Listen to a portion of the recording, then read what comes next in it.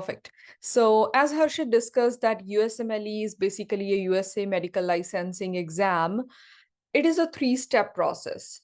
There is step one, step two, and step three. Just a heads up, step three is not necessary before you enter into your residency. Only step one and step two is what you require to give an interview for the programs. Step one is usually based on your first year and the second year subjects, which are anatomy, physiology, biochem, pathology, pharma, and microbiology. So step one is a pass and fail format exam. It's really, I would say, easy to give if you just have the basic concepts about the things. You have to score a minimum score in this step one exam and you're done with it. So that was a reasoning behind starting early, that in case the concepts of the first and the second year are really fresh to us, and giving this exam as quickly as possible, getting done with it in your third year or by your fourth year would be really handy in this journey. Next comes the step two exam, which basically includes the subjects from the third year and the fourth year, which includes medicine, which includes surgery, it includes ENT, obs gynae. So this is basically step two. So step two is a score-based exam. You have to score high, not that competitive though, but still you have to work hard and score high on step two. So third, fourth, and fifth year, one can study about this step two CK, take your time in by giving the practicing by giving the practice exams, and then further on deciding to give that. But to make it really clear, there is no significant or set timeline that you have to give your exam, at this date. You can choose any date from whole of the year. It's completely candidate-based exam. You can reschedule your exam as much times as possible. Choose slot according to your, I would say, convenience. So that's what I like the best about USMLE. So step one, step two, and step three is something that you can give when once you reach into your residency, you're in the first year. By the end of the first year, you have to give this exam called step three. Moving ahead, why does USA offer like free medical residency, right? I never believed it. I thought, how can this happen? Like someone doesn't charge a tuition fee and they're just like giving you a salary. But yeah, it's true. So residency is not free. It's a paid job. Basically, Medicare, the teaching hospitals, there's a lot of shortage in the USA of the doctors. So especially all these insurance systems and the teaching hospitals, they fund the system so that they can bring in some well-trained physicians, medical students from the foreign countries to work in here. As mentioned, there is a very competitive salary. They do offer $60,000 to $80,000 per year during the training. So this is like, for example, I'm doing my internal medicine residency, right? So I am paid this amount of salary every year. But once you're done with your 3 years of internal medicine residency, I think this amount of salary would be your salary per month. Believe me or not, still when I talk to my mother and father, if they say that, are you sure that this would be your salary after 3 years for a month? But yes, USA does offer this salary per month once you're done with your 3 years of residency. So the amount of hard work you pay in or amount of hard work you do in this journey, it's surely fruitful, at least in the terms of monetary things on one side. Besides that, you're working in such a good medical system, learning such a wonderful things, working towards your goals, and you can easily decide the fellowship options as well and help your patients for sure. That's why we started our journeys as a doctor, right? Okay.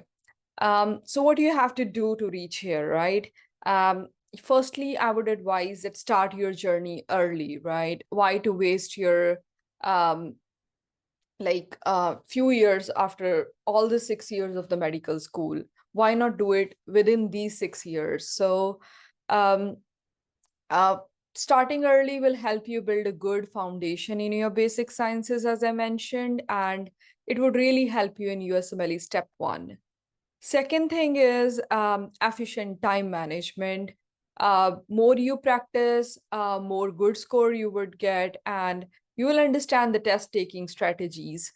As most of the exams in India or other countries, I do understand the pattern, right? Where you have to cram certain things. There could be the questions, a certain set of questions which are fact based, and no matter what, you have to cram those facts. Uh, on the other side, on the other hand, when I think of USMLE exams, they don't have like much of the fact based questions. They're the more of like concept based questions.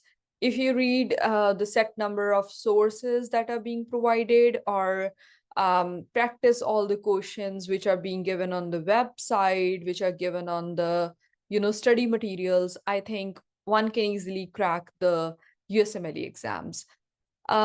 Starting early will help you with a better performance, high scores, and that's pretty much obvious. Um, Stress would be less, once you proceed towards the end of your medical school. Everyone has that anxiety of what to do, when to do. Just to avoid the stress, try to start early. Once you're done with your USMLE step one, you start feeling that at least you're moving towards that pathway. There are more opportunities for other things that your CV might require to reach to the USA. So it's not only about oh my God, what if I give my exam very sincerely, but still I don't score a good score? It's completely fine. At least one should try for a good score. But if you're not able to achieve it, no matter how much hard you tried, um, there is other facts or considerations about your CV which would be considered by the programs in the USA. And we will discuss that quickly in further slides, okay? Um, Now, what do I mean by impactful CV? Isn't the scores enough? Like, what else to be done? So, first impression matters. The program directors would surely see your CV, and I would truly say that CV matters as much as your scores do. And USMLE journey is beyond academics. It takes your personality, it takes your other skills into consideration. So I would say that for your CV, you have to do a lot of stuff, right? You can try doing your volunteer activities during your medical school. Sometimes we do organize certain fests in our medical school. We can join the volunteer activities, the social work, which the USA people love the most. Um, Besides that, try doing each and every research project which comes into your hand. Uh, I think most of the people do have fear about research as well, that are maybe like my medical school was not very research heavy. But I would say once you get into your USA, you have to do the rotations before entering into the residency, right? Which is like a 3 months you have to be in a USA, working in different hospitals, showcasing them that how good a student you are, and then you fetch a letter of recommendation. So I think during those 3 months, you will get these research opportunities as well. And it's not something that you have to work from now on. Uh, During your medical school, just focus on your hobby. It might turn as an interesting fact in your CV.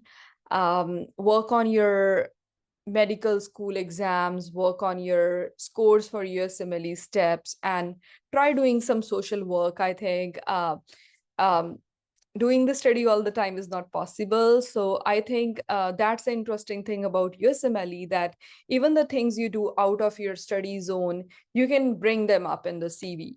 Even if you're like a good dancer, you have good skills, even that's one of the most important part of CV in the USMLE.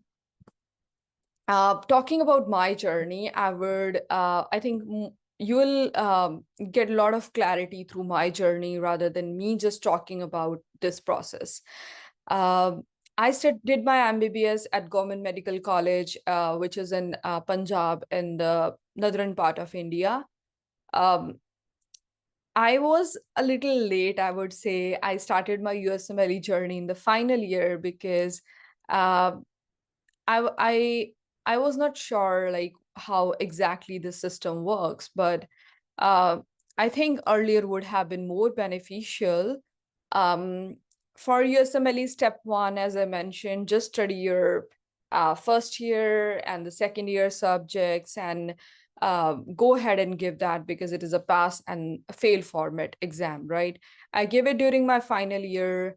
I After giving that, I started looking for the volunteer activities that I can do, the extracurricular activities I can get involved in. And I started doing like basic research, I would say, like case reports or trying to work with a group of people into that.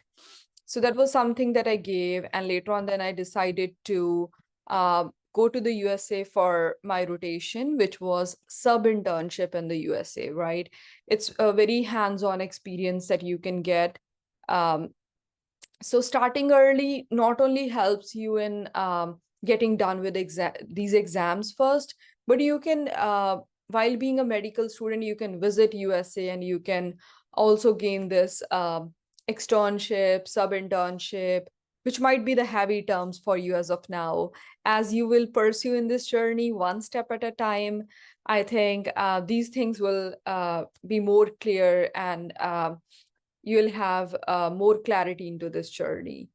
I went to USA for a month. I gave my sub internship. I came back. I gave my USMLE step 2 exam.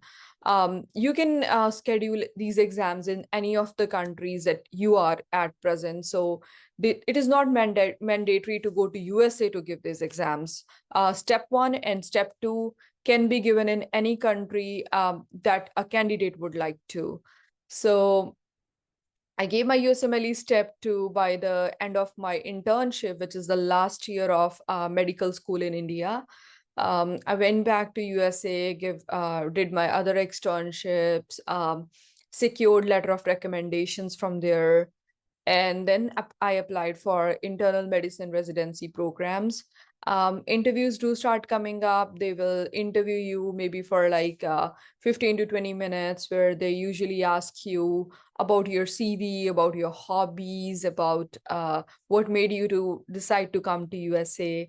And once that process is done, there comes the results that you're selected for so-and-so residency, right?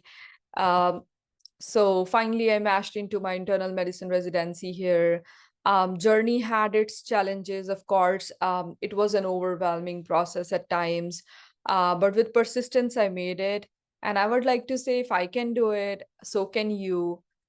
Stay focused. That's one thing. Plan well. I think planning is more important. You should know what you want from your career. You should know how to start it. You should have a broad idea about things, as I have already given you in this slide.